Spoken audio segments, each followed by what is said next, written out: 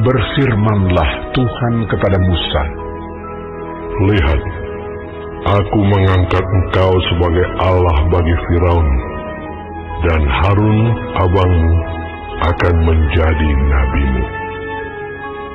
Engkau harus mengatakan segala yang kuperintahkan kepadamu, dan Harun abangmu harus berbicara kepada Firaun, supaya dibiarkannya orang Israel itu pergi dari negerinya. Tetapi aku akan mengeraskan hati Firaun, dan aku akan memperbanyak tanda-tanda dan mujizat-mujizat yang kubuat di tanah Mesir. Bila mana Firaun tidak mendengarkan kamu, maka aku akan mendatangkan tanganku kepada Mesir dan mengeluarkan pasukanku, umatku, orang Israel, dari tanah Mesir dengan hukuman-hukuman yang berat. Dan orang Mesir itu akan mengetahui bahwa Akulah Tuhan, apabila aku mengacungkan tanganku terhadap Mesir dan membawa orang Israel keluar dari tengah-tengah mereka." Demikianlah diperbuat Musa dan Harun, seperti yang diperintahkan Tuhan kepada mereka. Demikianlah diperbuat mereka. Adapun Musa 80 tahun umurnya, dan Harun 83 tahun, ketika mereka berbicara kepada Firaun.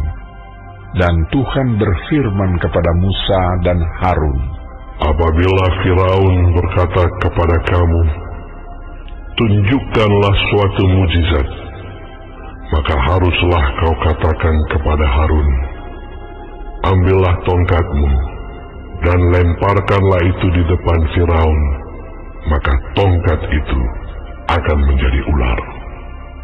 Musa dan Harun pergi menghadap Firaun, lalu mereka berbuat seperti yang diperintahkan Tuhan.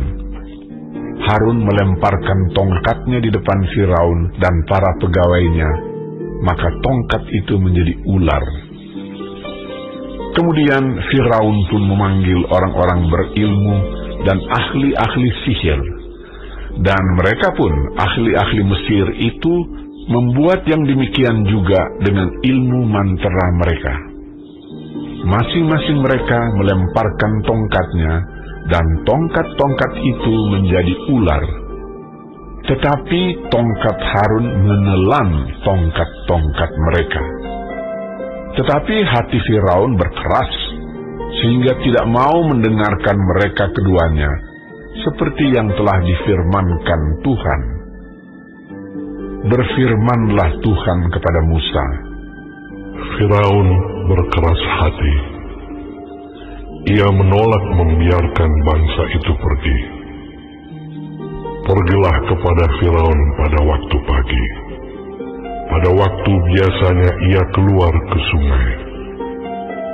Nantikanlah dia di tepi sungai Nil, dengan memegang di tanganmu tongkat yang tadinya berubah menjadi ular. Dan katakanlah kepadanya, 'Tuhan, Allah orang Ibrani, telah mengutus aku kepadamu untuk mengatakan, biarkanlah umatku pergi, supaya mereka beribadah kepadaku di padang gurun. Meskipun begitu, sampai sekarang engkau tidak mau mendengarkan. Sebab itu, beginilah firman Tuhan. Dari hal yang berikut akan kau ketahui bahwa Akulah Tuhan. Lihat, dengan tongkat yang di tanganku ini akan kupukul air yang di sungai Nil, dan air itu akan berubah menjadi darah.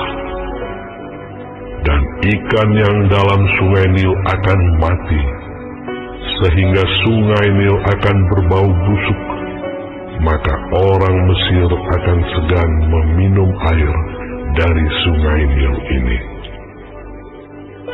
Tuhan berfirman kepada Musa, "Katakanlah kepada Harun, ambillah tongkatmu, ulurkanlah tanganmu ke atas segala air orang Mesir, ke atas sungai, selokan, kolam, dan ke atas segala kumpulan air yang ada pada mereka, supaya semuanya menjadi darah.